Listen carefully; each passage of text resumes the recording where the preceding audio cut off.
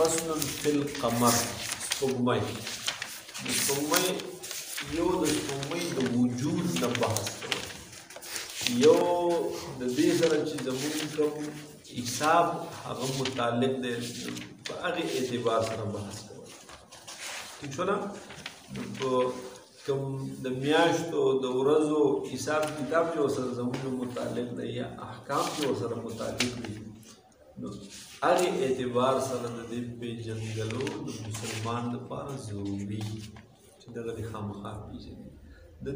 هجري تاریخ پته لګي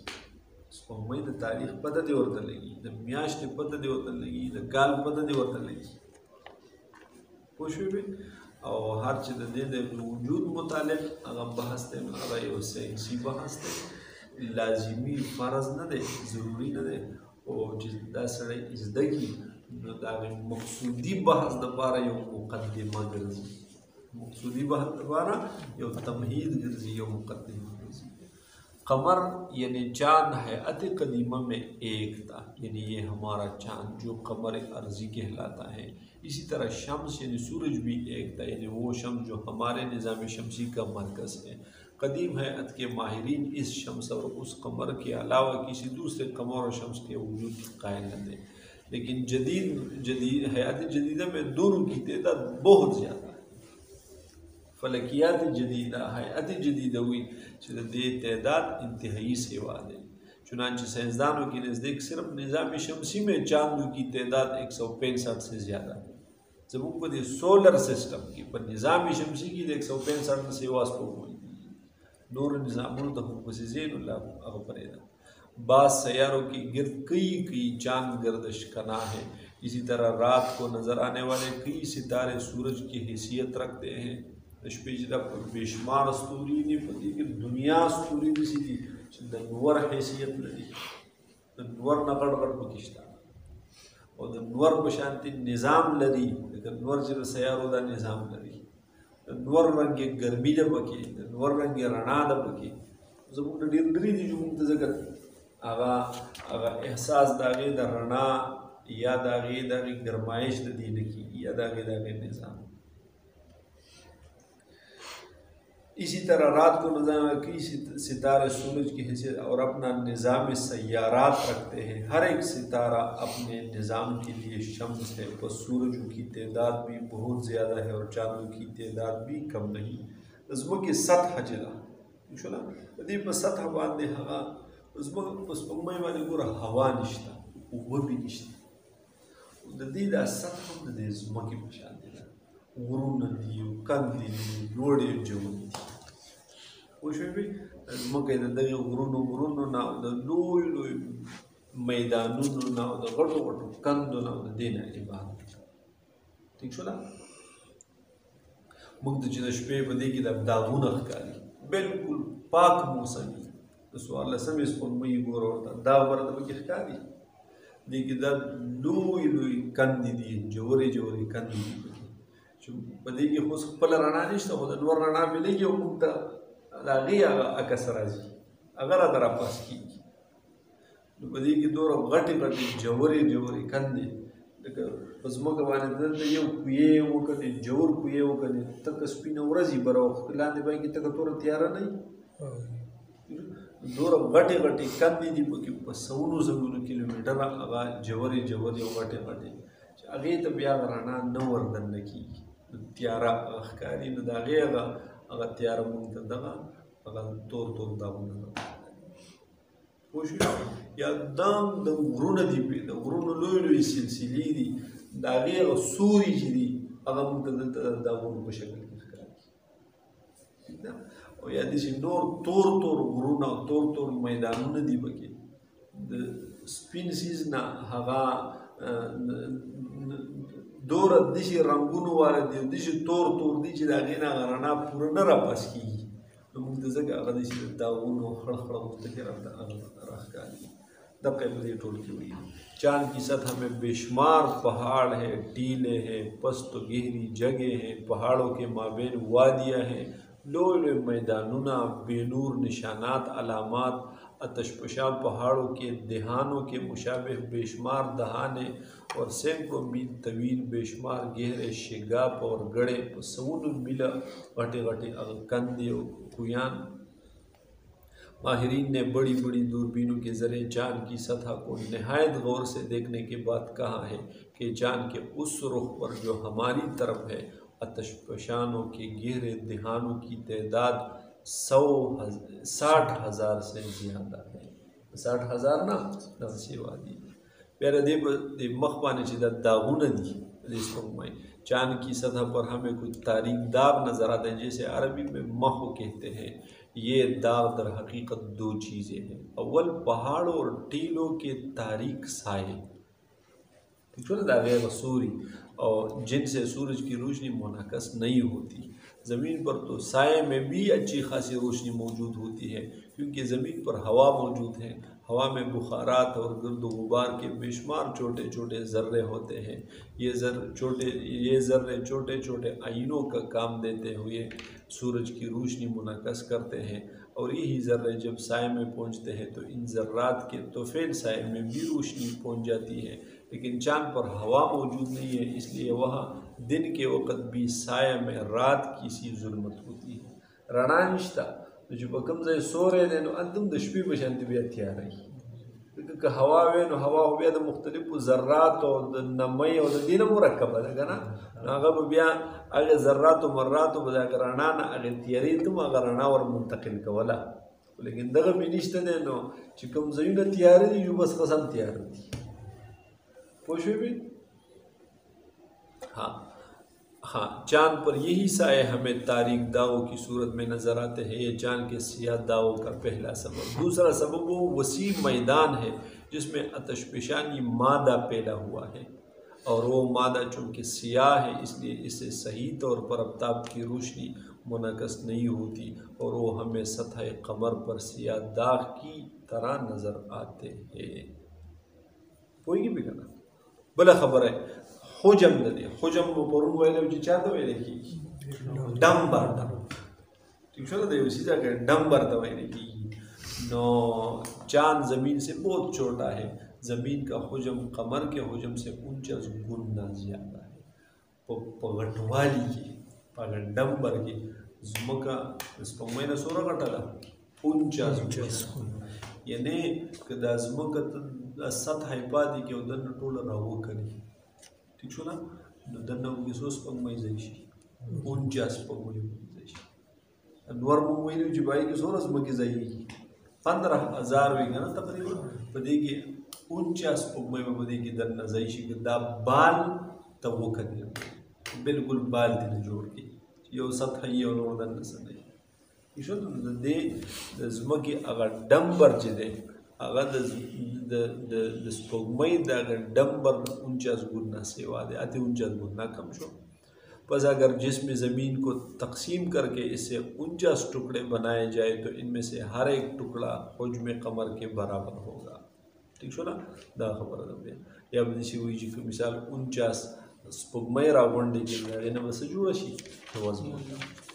जिस तरह चाँद हमें कभी हिलाल कभी तरबी कभी बदर वगैरह अशकाल में नज़र आता है, इसी तरह चाँद के बाशिंदों को अगर वह किसी बाशिंदे को परस किया जाए ज़मीन की यही मुख्तलिफ शक्लें नज़र आएगी। ताता जिसंदा स्पुगमई कारी दक्करंगी उपस्पुगमई बिलफरस बाशिंदों अगर तम दज़मका दक्कशन ताता जिस स्पुगमई दा सुन वजूद कारी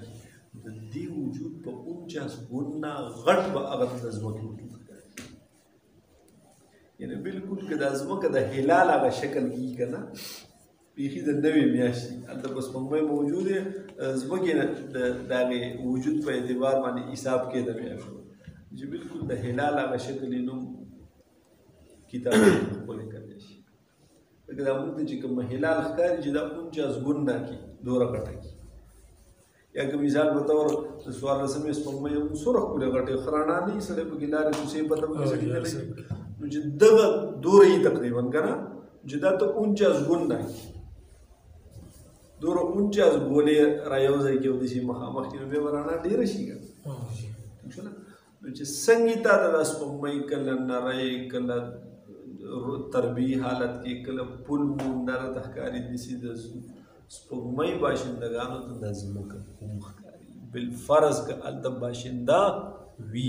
یا څوک وخته او پکې ځان نه پکې څه جومپړی مومپړی جوړه کړه پکې پاتې شو چې یاره بس کې دلته به مرم دلته به یې مزه باندې پوهېږي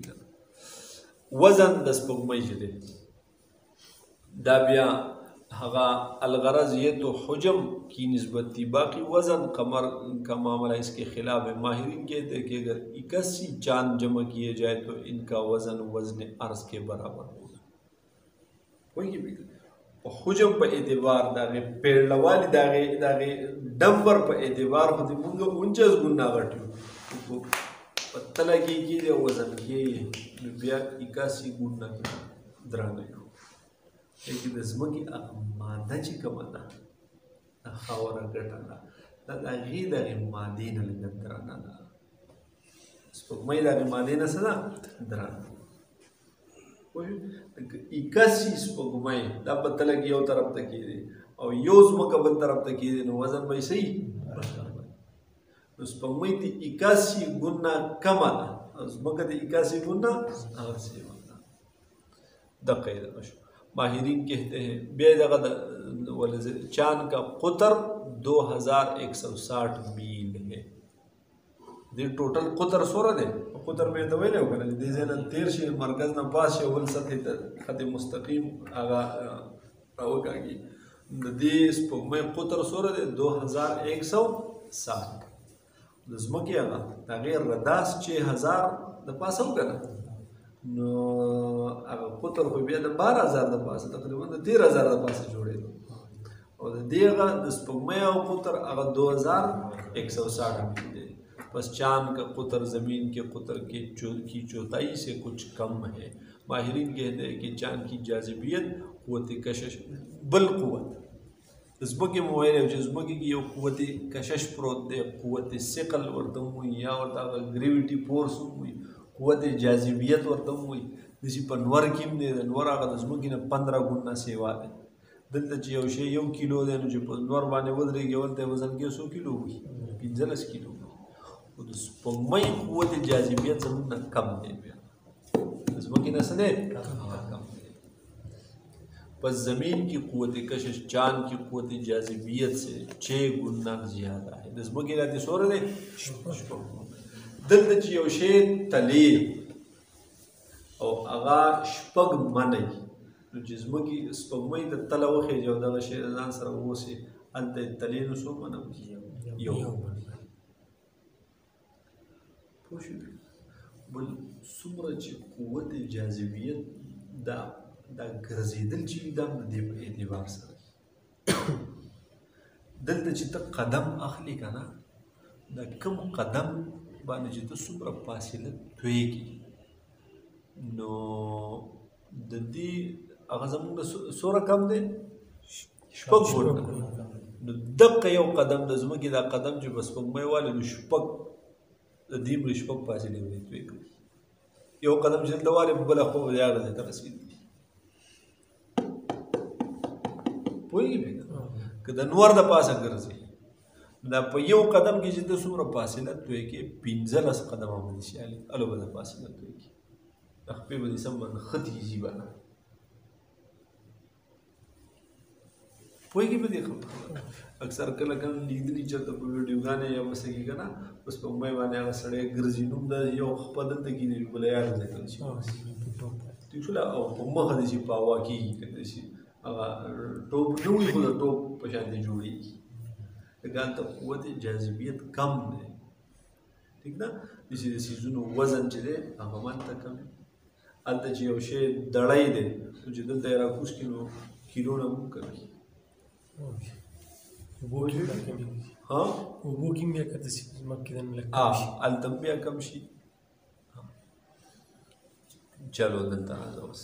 پس زمین کی قوت کشش چاند کی قوت جاذبیت سے 6 گنا زیادہ چاند کا حجم اور مادہ زمین کے مقابلے میں بہت کم ہے اس لیے اس کی قوت کشش بھی بہت سورج رشی وجود وی درنوالے وی دو کشش سے کل سے واوی جو وجود کم دے درنوالے کم دے بیا کشش سے قلم صحیح هغه کم इसका नतीजा यह है कि जिस शय का वज़न ज़मीन पर 6 मन हो, चाँद पर इसका वज़न 1 मन होगा, क्योंकि वज़न क़ुव्वत कशिश की मकदार पर मुतफ़र्रिक़ है। अब पते जी बाने बिना क़ुव्वत कशिश बाने बिना दे वज़न नसीब।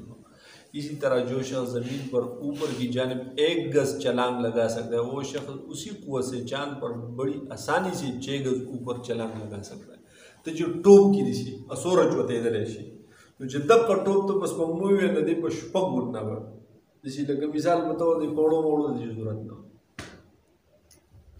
कदी सी जाई जोड़ के लगे दलता चिदा देगा ना दे पोड़ो जोड़ो तब की जरूरत ना हो दिसी टोप का जो दलता वो बन रहा दलता चिता कम टोप वे दी पर शुपक बुटना बा अलता चुवते ये दे टोप सा कोशिश भी करना। चाँद पर पानी और हवा मौजूद नहीं है, वो एक वीरान दगे की जिक्र करी वो शख्स उसी क़ुव्वत से चाँद पर बड़ी आसान 6 गज़ ऊपर छलांग लगा, लिहाजा वह एक मंजिला इमारत पर सीढ़ी के बगैर सिर्फ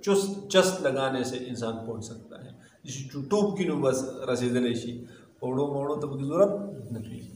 चाँद पर पानी और हवा नहीं, वो एक वीरान गैराबाद कुर्रा है। इसी तरह चाँद पर न तो पौधे हैं, न सब्ज़ा, न बादल, नहीं हयात का इम्कान, क्योंकि तीनों उमूर पानी और हवा के नताइज और आसार में से है। बस जहाँ पानी और हवा हो वहाँ पौधे भी होंगे, बादल भी होगा और ज़रूह चीज़ की मौजूदगी भी मुमकिन होगी। लेकिन जहाँ पानी और हवा मफकूद हो वहाँ पर न कोई ज़रूर चीज़ होगी और न नबातात और न बादल। जहाँ हवा न हो वहाँ आवाज़ सुनना नामुमकिन है। बला खबर दिल खबर को तासो याद नहीं करना ज़माना दे खुले न चला खबर राउजी द अमवाज हवाइया हवा दा मौजुना आगा एक जी यो लफ्ज़ मुवी न इस रदी से दे खुले ना हवा में रुबत लगा ना दगा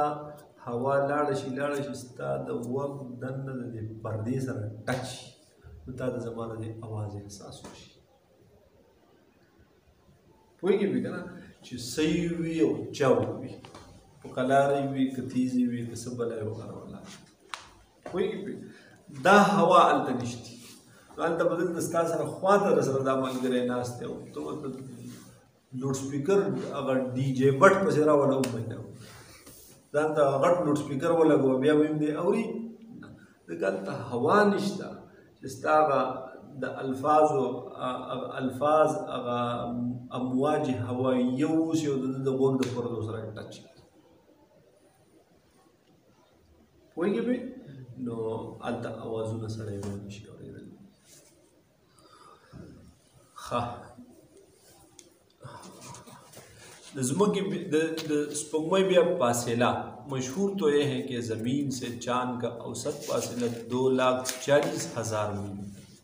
मीलों पर एतबार से वाक़ई, लेकिन तहकीक कौल यह है कि ज़मीन से चाँद का औसत बहुत तकरीबन 2,37,000 मील 2,40,000 या 37,000 द्रिमिना या पाया देखा कोई तहकीकी कौलदार है जो 2,37,000 मील फासिला था और चाँद का ज़मीन से बहुत अकरब यानी कम अज़ कम दूरी 2,21,463 मील और बहुत आबाद यानी ज़मीन से ज़्यादा दूरी 2,52,710 मील है। लेकिन ये बहुत मुख्तलिफ महीनों और मुख्तलिफ ज़मानों में बदलता रहता है,